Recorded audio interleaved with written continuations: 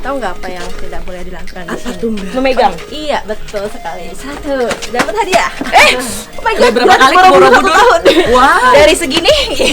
dari Iya. begini ya. Jadi nggak boleh colek-colek ya, menyentuh Iya. nanti hidungnya dicolek jadi tambah pesek gitu. Jangan dong. Ya. Di Borobudur sama Patak Banteng. Sakit banget kaki. Nggak kena, netizen nggak kena. Bercanda.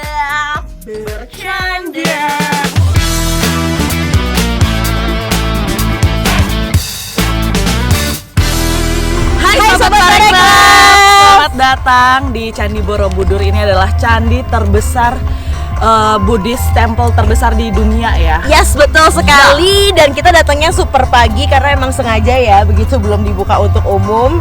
Kita mau di sini dulu, habis itu mau explore di dalam itu. Ceritanya tuh ada apa? Karena biasanya orang datang keliling-keliling, tapi sebenarnya kalau ada yang menjelaskan, Itu bakal lebih detail, kita bakal dapat lebih banyak informasi iya, yang dapat maknanya kita gitu. susah gitu kalau nyari sekedar di artikel doang, nggak ada yang cerita tuh kayak Benar. kurang seru gitu. Terus karena sekarang Borobudur ada peraturan baru ya, jadi sekarang kita membawa sendal spesial Sendal Upanat. Upanat. Jadi Borobudur. kalau untuk masuk ke Candi Borobudur itu Harus semuanya pakai harus, ini. Iya, harus bersih. Tidak boleh membawa kotoran tidak berharga ke dalam sana. Jadi kita nanti dikasih sendal khusus seperti ini. Tapi untuk kita explore Borobudur seperti yang tadi Rani bilang bahwa baiknya kita diajakin seseorang nih Iya, untuk benar. bercerita nih. Di sini Benar. kita sudah punya Mbak. Ayo masuk Mbak. Sini Mbak. Boleh perkenalkan diri, ini adalah ahli konservasi yang akan menjelaskan tentang Borobudur kepada kita semua. Dengan Mbak siapa? Dengan Winda. Mbak Iya, Winda sehat Winda. ya? Sehat. Udah siap menghadapi Paling jadi nggak sehat karena jangan nama kita nanti ya. Udah siap menghadapi kita Mbak? Kita akan bertanya banyak sekali. Mulai dari ini dulu. Iya, siap. Ini kenapa harus pakai ginian biar nggak kotor tuh apa? Iya. Ini untuk pelestarian Candi Borobudur. Jadi ini tuh namanya Upanat. Ini didesain khusus supaya alas kaki tidak mudah membawa pasir gitu ke atas candi. Karena kalau pasir bergesekan dengan batu candi itu akan membuat batu candi itu terkikis atau aus istilahnya. Iya.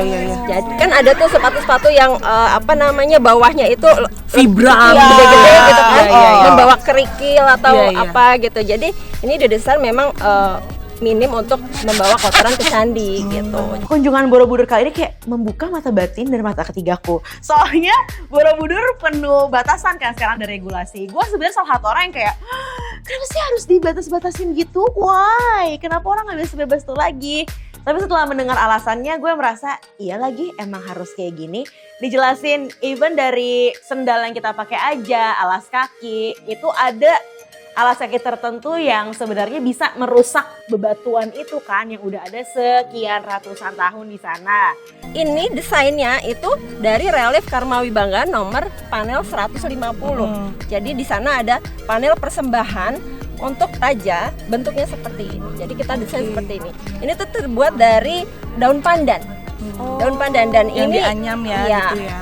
dengan batok kelapa sebagai hiasannya. Ini diproduksi oleh masyarakat setempat. Jadi kita juga Meningkatkan ekonomi Iya, masyarakat sekitar iya, ya. Iya, jadi ini buatan lokal masyarakat sekitar Borobudur untuk ya istilahnya mempekerjakan mereka juga.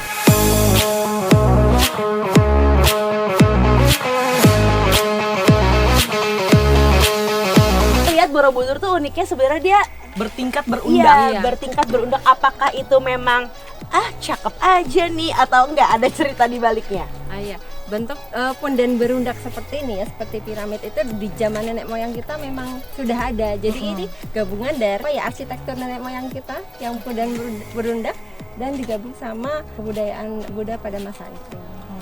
Jadi ini terdiri dari 10 tingkat. Candi Borobudur itu sesuai dengan filosofi yang ada di agama Buddha. Jadi setiap tingkatan itu semakin ke atas itu semakin tinggi semakin baik. Jadi semakin menuju nirwana ceritanya. Berarti cerita dan panel-panelnya juga berbeda setiap undaknya. Iya, setiap undaknya berbeda. Dari kaki itu ada namanya relief Karma Wibangga. Relief Karma Wibangga itu tentang sebab akibat dari perbuatan manusia gitu. Yang berbuat baik nanti akan berakhir baik atau mendapatkan hal-hal yang baik, yang buruk juga sedemikian juga. Nah, itu relief yang paling bawah di kaki. Jadi menceritakan tentang hawa nafsu dunia seperti itu. Kemudian semakin ke atas itu nanti ada pelajaran moral yang bisa diambil. Itu semakin ke atas nanti di teras yang paling atas ada stupa, itu menggambarkan nirwana. Jadi semakin ke atas itu semakin simple, nggak raya, jadi nggak ada reliefnya kalau udah sampai teras stupa. Jadi semakin ke atas itu semakin sederhana. Jadi kalau kita semakin baik, kita pasti semakin sederhana. Kesederhanaan adalah kunci segalanya. Semakin sukses jangan semakin ria gitu Iya, ya. seperti diajarinnya. padi aja ya, semakin berisi semakin merunduk. Gitu, keren ya. Jadi dari bangunan arsitekturnya aja udah ada pesan moral sebenarnya bisa kita dapatkan. Tapi ketika kita menjelajahi Candi Borobudur, terus tahu cerita-ceritanya, lebih banyak lagi pesan yang ada di situ. Ayo Mbak, ajakin kita lagi.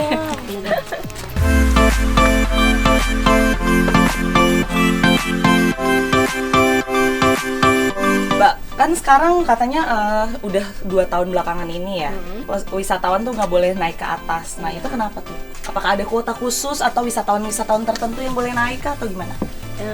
Itu dibuat untuk pelestarian Candi Borobudur karena Candi Borobudur itu daya dukungnya itu terbatas. Jadi iya setelah adanya kajian-kajian ditemukan bahwa hanya 1.200 orang yang bisa ditampung oleh Candi Borobudur. Kemudian dibagi per jamnya ketemu 150 orang per jam saja gitu di atas. Pantas kita cuma bisa 1 jam nih di sini ya. Tapi Iya, sebenarnya karena nanti gantian dengan sesi selanjutnya. Tapi sebenarnya untuk menjelaskan seluruh ini butuh berhari-hari. Iya, mungkin Nggak kalau cukup 1 penelitian jam. juga bertahun-tahun ya. Bertahun-tahun. Iya, karena satu panel relief aja bisa membuat kajian, sebuah kajian gitu. Ternyata Borobudur itu masuk nggak cuma sekedar foto-foto, selfie-selfie, tapi banyak sekali yang bisa dipelajari dari setiap panel dan reliefnya, dan bahkan diberitahukan juga alasan-alasannya. Masuk sini tuh harus apa saja sih yang boleh dan tidak boleh dilakukan. Tahu nggak apa yang tidak boleh dilakukan di sini? Memegang. Iya, betul sekali. 1, dapat hadiah. Oh my God, Berapa kali ke Borobudur Borobudur? satu tahun. Wow. Dari segini. Dari Iya. begini ya. Jadi nggak boleh colek-colek ya, menyentuh Iya. nanti hidungnya dicolek jadi tambah pesek gitu. Jangan dong. Ya kan ratusan jutaan bahkan ya Iya. orang ke sini. Jangan juga menyentuh tupa-tupa yang ada, karena kita ini kan dari luar, kita mungkin pakai lotion atau kita alas kakinya kotor, itu semua bisa merusak apa yang sudah ada gitu, dan ini kan harus kita jaga banget nih. Berarti nanti kalau mau ke sini orang daftar dulu atau on the spot atau seperti apa? Bisa online, bisa on the spot. Karena kapasitasnya terbatas itu Iya. kan. Kemudian diberikan upah dan guide. Untuk Jadi udah paket menjelaskan. lengkap tuh Paket langsung. lengkap, ya. Dan tas ini untuk Menaruh sepatu kita. dan perlengkapan Iya. kita, upanatnya kita pakai. Iya. Bener sih, kalau aku dulu tuh ngelihat dari internet atau di TV-TV, kayaknya orang masuk Borobudur tuh Rame. rame, Banget terus ya. foto keluarga duduk Iya. di atas Iya. stupa. Padahal nggak boleh, nggak Iya, boleh dari iya. dulu Menyentuh ya. aja tadi nggak boleh Kalau tuh. waktu peak season gitu rame masuk ke lorong ini berdesak-desak, kan ada yang bawa tas gitu, dan Ransel, tasnya ada logamnya, misalnya kalau dia goyang Bergesekan sedikit, iya nanti relnya kan Merusak. bisa patah dan lain sebagainya. Jadi ada potensi-potensi yang berbahaya bagi pelestarian Candi Borobudur. Setuju sih, lebih baik dikuotain karena ini terbesar ya sedunia. Sedunia. Jadi Dan kalau misalnya sembarang orang bisa masuk ya Rasanya juga kurang lengkap juga kan kalau Nggak misalkan bisa santai Iya. menikmati. Kita juga mau foto, mau menikmati, mau tahu ceritanya, kok jadi hektik, rame banget gitu kan. Mau foto juga nggak bebas ya. Diburu-buru, betul. Walaupun kita memang cuma punya waktu 1 jam, tapi dengan keadaan yang seperti ini, sunyi, sepi, kita juga lebih bisa mendengarkan guide kita, ngobrolin Ada yang kita apa. dapat setelah kita kesini.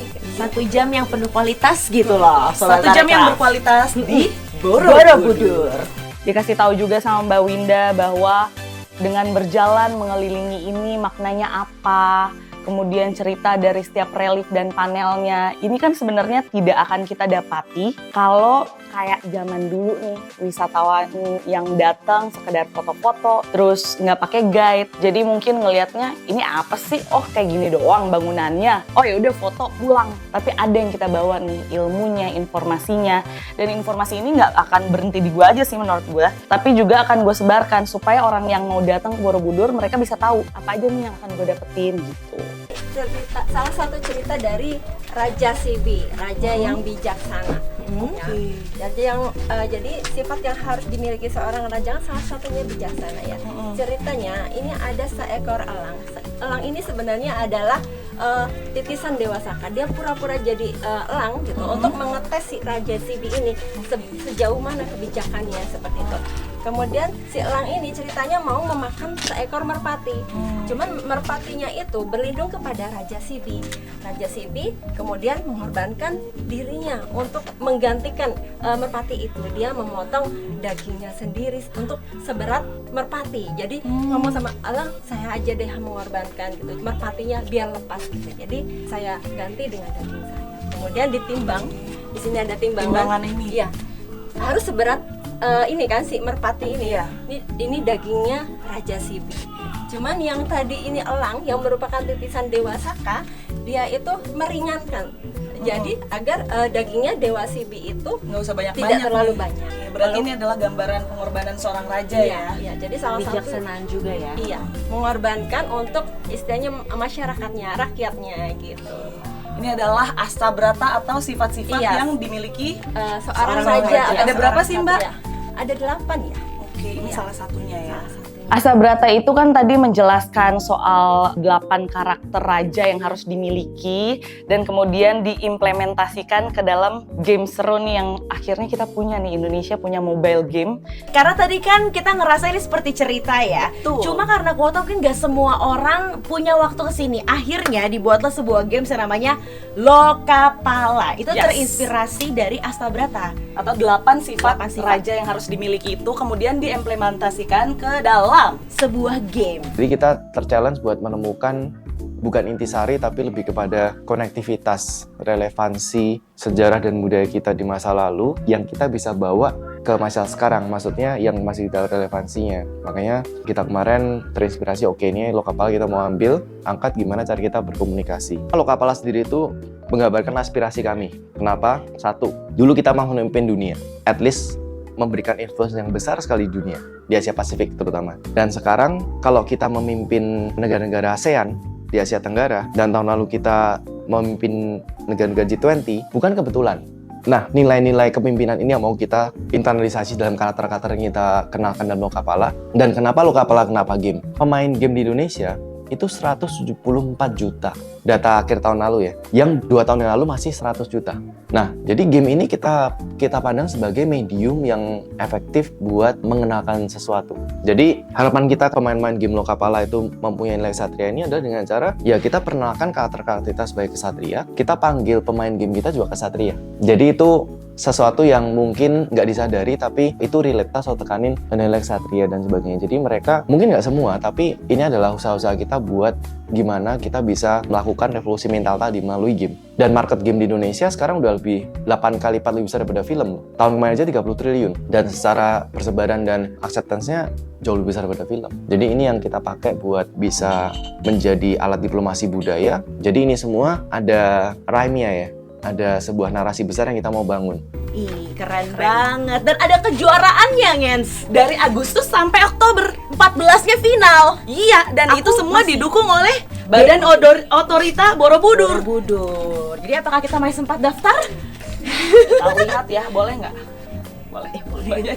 Boleh. Terus sebagai saya juga main. Ya, berisik banget nih anak dua gitu ya. Yuk, kita explore lagi yuk.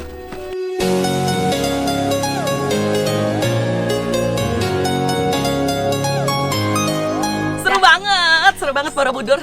Thank you ya Borobudur. Terima kasih Borobudur karena meskipun kalau gue kan sekolahnya di Pulau Jawa ya. Jadi dari kecil emang udah kesini, cuma belum pernah mendengar penjelasan sejelas tadi. Jadi bener tuh, kalau ada ketentuan-ketentuan baru yang diikutin Karena bermanfaat untuk kita, apalagi kayak gue nih orang Maluku, tidak pernah ke Borobudur, baru pertama kali nih. Sangat bermanfaat informasi-informasi tadi, informatif, edukatif, dan juga sangat menyenangkan ya, bikin kita nggak cuma sekedar menikmati aja, tapi juga jadi pinter nih. Jadi Sobat nggak cuma Mereka. datang foto-foto, update-update, tapi ada cerita yang emang bisa kita bagiin ke masyarakat Indonesia yang mungkin belum pernah ke sini, yang mungkin tadinya nggak tertarik jadi tertarik, yang cuma tertarik jalan-jalan jadi tertarik, pengen tahu infonya juga karena bagus banget sih. Jadi bisa Cerita Yurilin. explore lebih dalam. Ini nggak cukup sekali sih ke Nggak sini. cukup. Karena waktunya kan dibatasi tuh, cuma Iya. 1 jam. Harus kayak datang lagi dan lagi dan lagi dan lagi dan lagi. Terus maka dari itu tetap jalan-jalan di Indonesia aja. Dan jadilah milenial yang Yang cinta cinta kearifan kearifan lokal. Muah.